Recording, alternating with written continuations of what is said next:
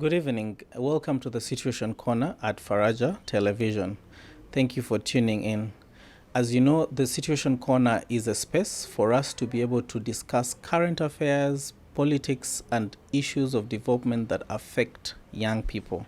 I'm happy to inform you that today we are at the Ministry of Gender, Labor, and of course, Youth Affairs as well. And today we have a special guest who is the youth officer in charge of everything young people at the ministry, and I believe so in the country. Welcome to the show. Thank you for having me, Emmanuel. Kindly introduce yourself. My name is Sylvia Pimer, a youth officer at the Ministry of Gender, Labor and Social Development. This is the ministry for the young people. I should say this is the ministry that caters for everyone from conception until old age. We cater for the young person, we cater for the child in the womb, for the elderly, labor issues, you can mention all of them. And as a ministry, as a youth officer, ours is mainly to work for the young person out there in Uganda. We make laws, we make policies for the young person, strategies for the young person, we ensure implementation of programs, and everything that concerns the young person in this country. And ours is to coordinate, as a mandate of the ministry, is to coordinate all the actors in the youth sector. Does that mean that you also send representatives at the State House Youth Desk? Because many young people have had a challenge in the community. They resort to saying, when they say to Saba government at Uyambe, they mostly mean we want the president to answer our issues, to answer our problems. But many of them have not understood how best they can actually work with the ministry. And I want you to explain more about where you are having representation in the respective governmental entities. We have representation, the CDO.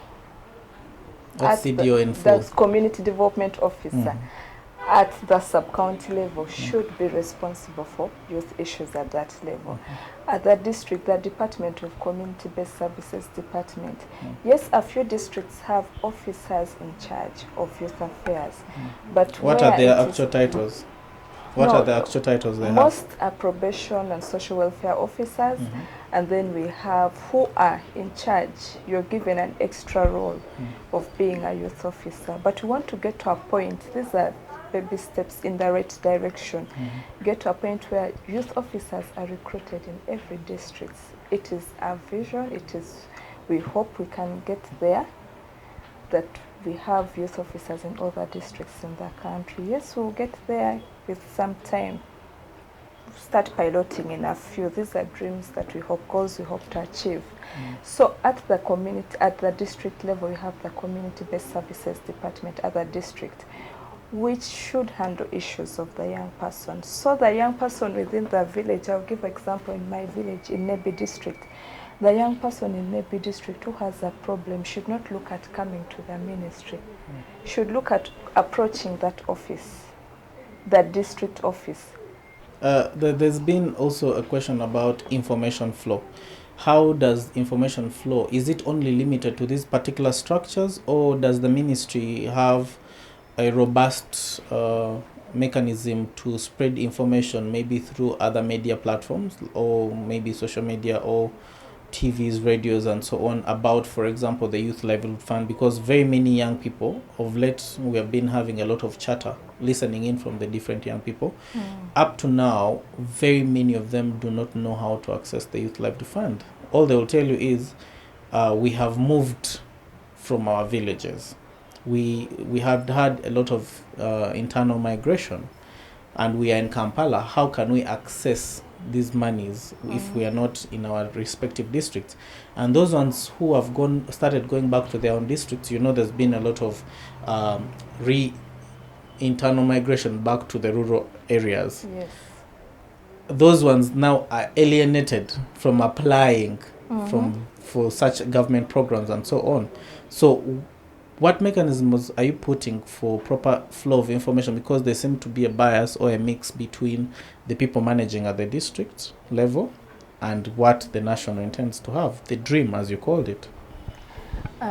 The flow of information across, it is out there. From national, we have the TV programs, we have the radio programs, we have some free airtime designated government that the officers, the RDCs at district levels have. Those are spaces that the officers should be using to educate the young persons. But also we don't work alone. We have the National Youth Council. This council has structures up to the village and parish level. These are the structures that should be giving the young persons information. But at districts, you see the circulars printed.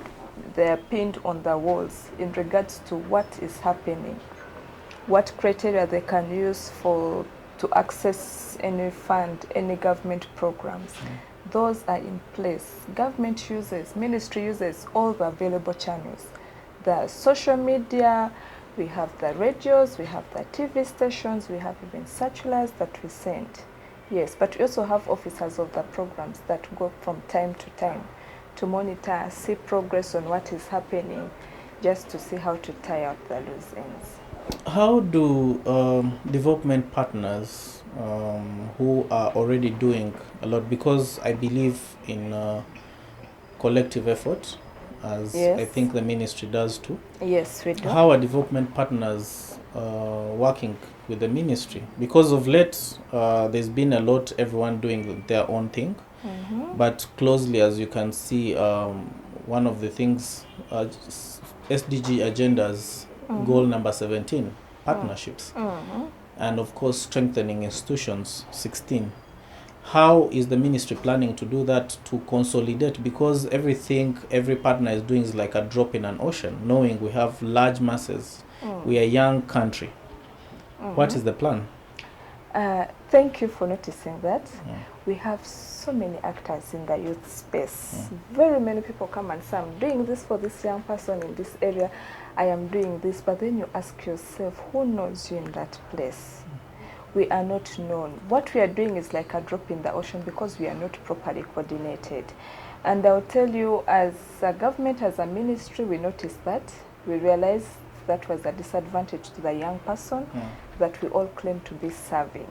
So we came up with a national coordination mechanism, which was also talked about in the National Youth Policy 2016. Could you break this down to a young person's layman's language? A person who maybe has not really gone in advance, has not advanced so high with education. Could you break down this mechanism? What is it exactly? We have the national coordination mechanism for youth programs.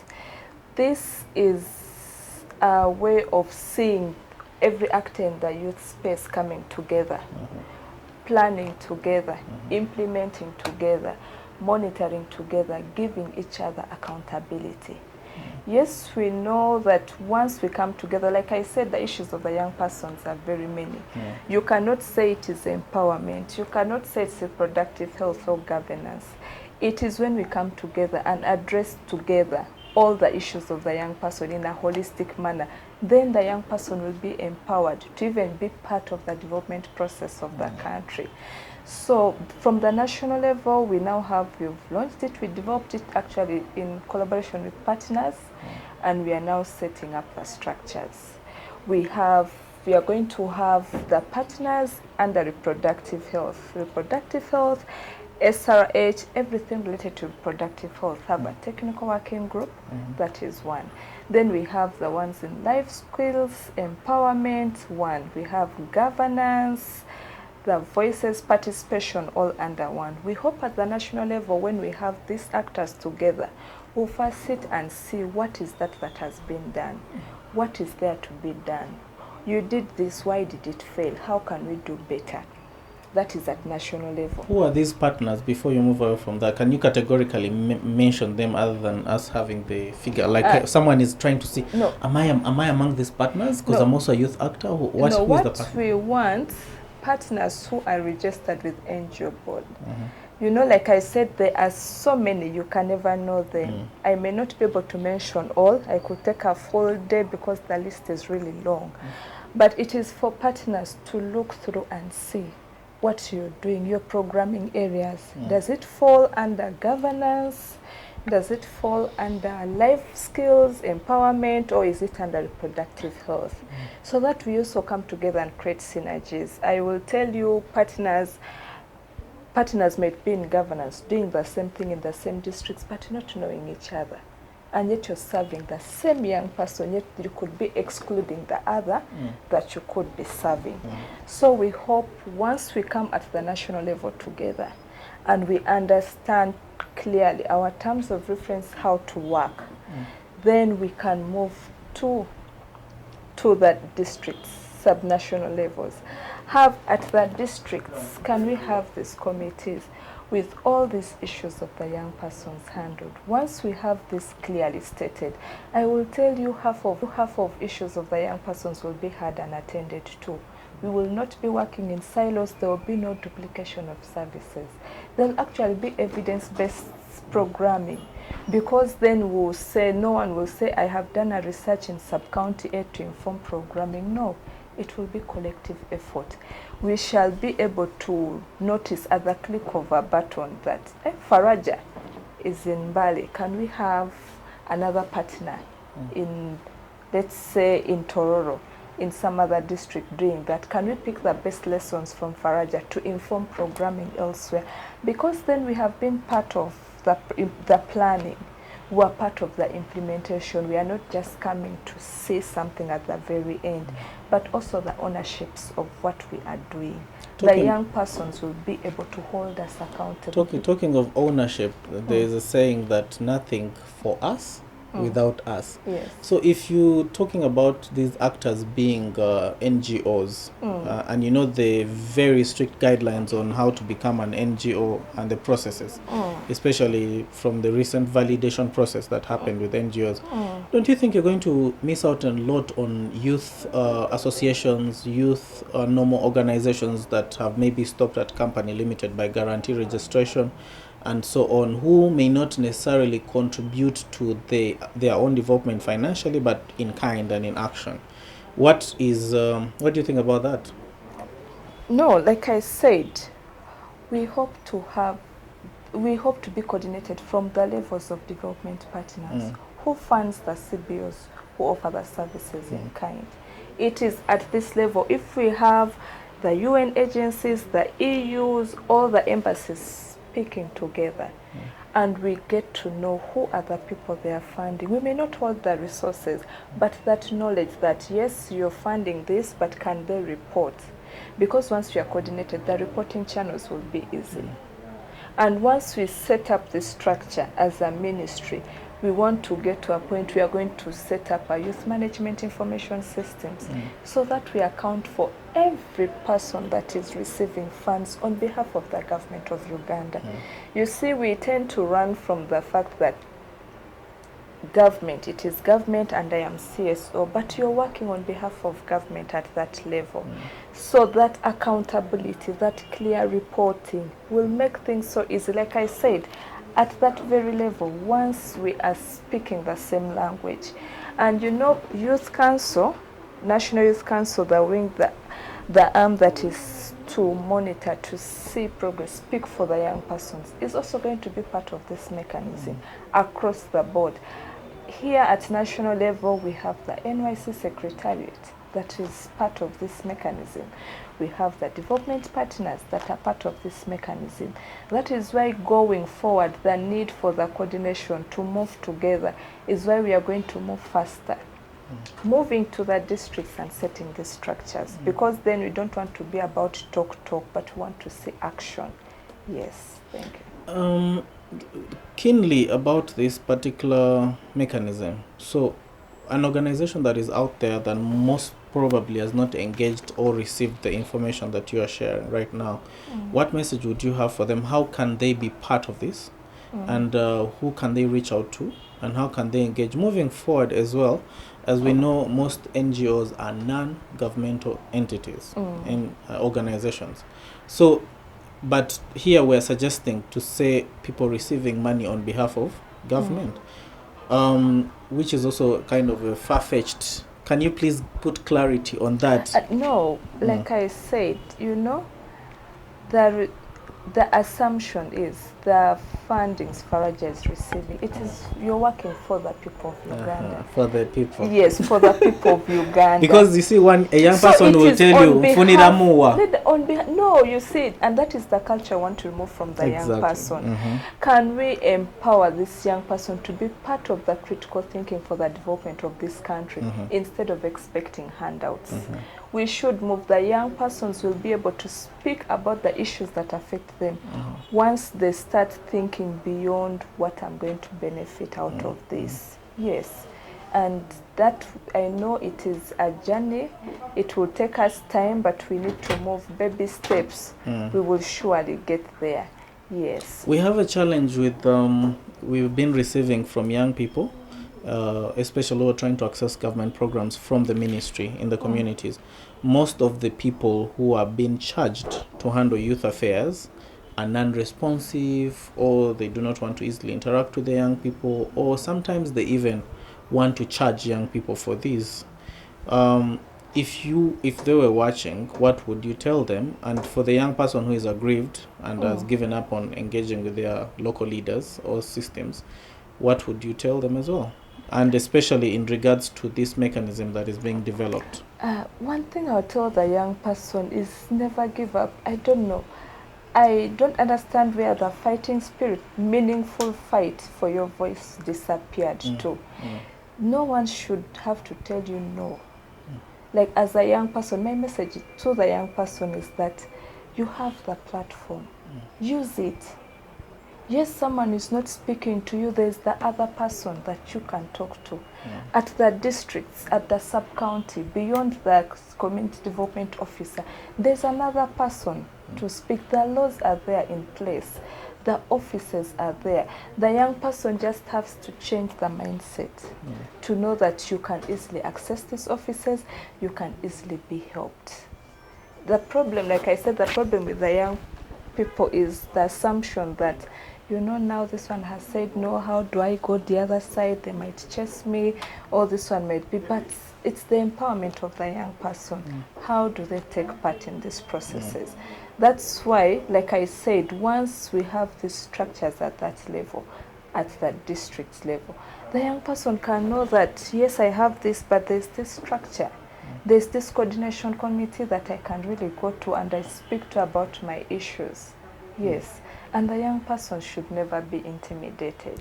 To me, that is it. Let's make the mechanism or coordination mechanism more practical. Let's say we're in a patch. We have a CDO in how many sub-counties there's a patch has? Let's say 5 sub-counties. Those are 5 CDOs. And then we have about 10 NGOs, for example. Now, the question is, how would you have the mechanism operate at that level? At that level, like I said, we'll have the structures. The roles are clear.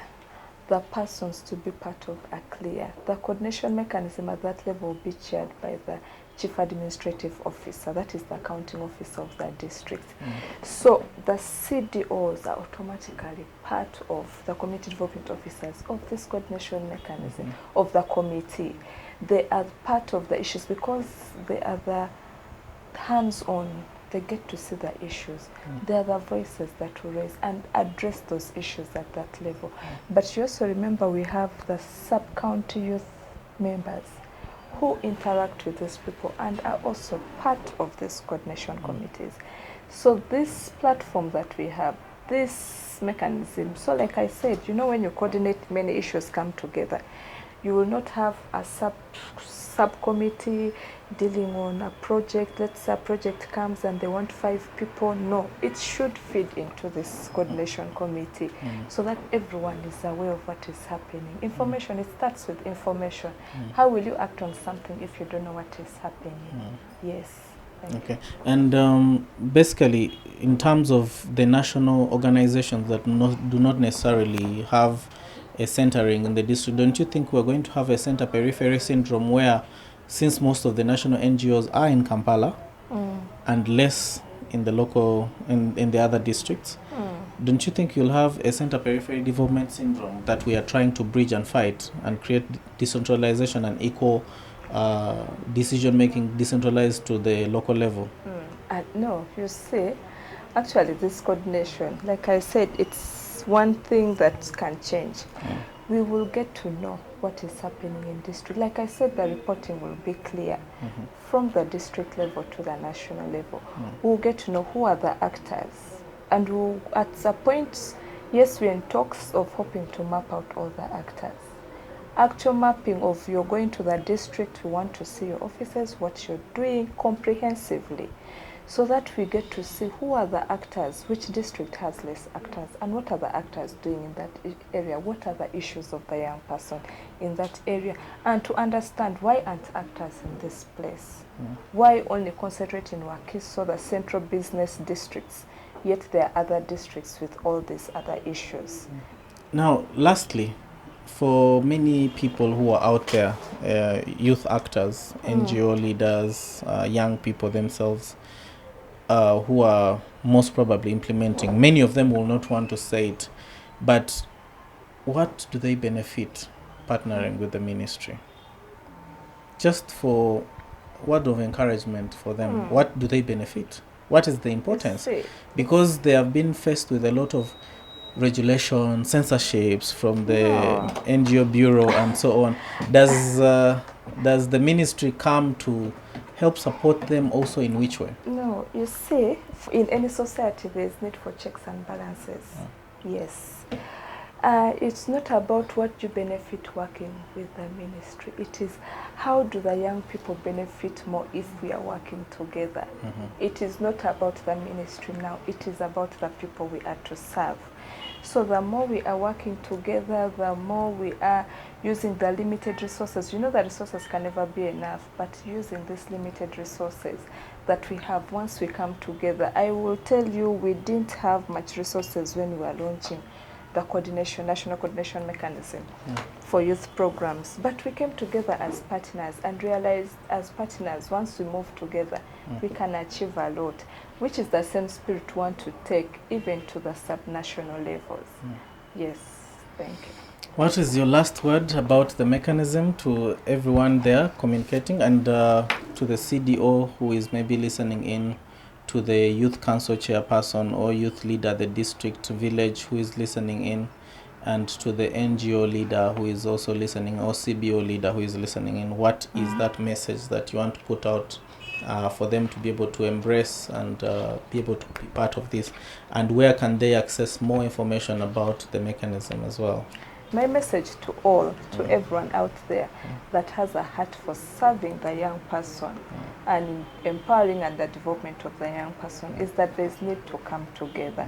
And we already have a guiding document on how best we can come together. So let's come together and work. We have the National Youth Council, part of us. We have representatives in the various ministries, departments, and agencies working the journey with us. So it is of a great advantage and of great benefit to the young person we hope to serve.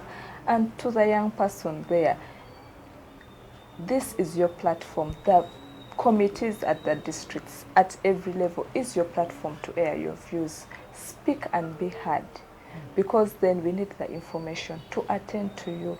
The voices come from the down to up. It is the voices that inform what is to happen. To the actors, to the development partners, let's come together.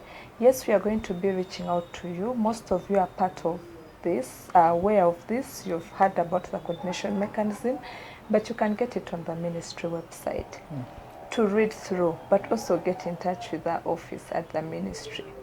The ministry, you can write to the permanent secretary through the commissioner, Youth and Children Affairs, and it will get to us. And we get to talk, see how far we can go with this, how we can work together. Yes, thank you so much. Thank you very much, Sylvia, and thank you for giving us the time to have this discussion with you. Well, our dear viewers, you've heard. Please visit the Ministry of Gender to get a copy of the mechanism. The mechanism is a tool to coordinate all development actors so that we can be able to focus our efforts of development towards the young people, towards the communities that we are dealing with. It's about collective effort for collective impact with the limited resources we have. It is not a regulation. No. It's not a regulation, It's not. but rather it is a partnership. And that's the best way we can be able to put it. I would like to thank you for watching and also encourage you, please don't forget to subscribe to our YouTube channel, follow us on Twitter, Facebook, and catch us live every week as we bring the Situation Corner to you. Thank you.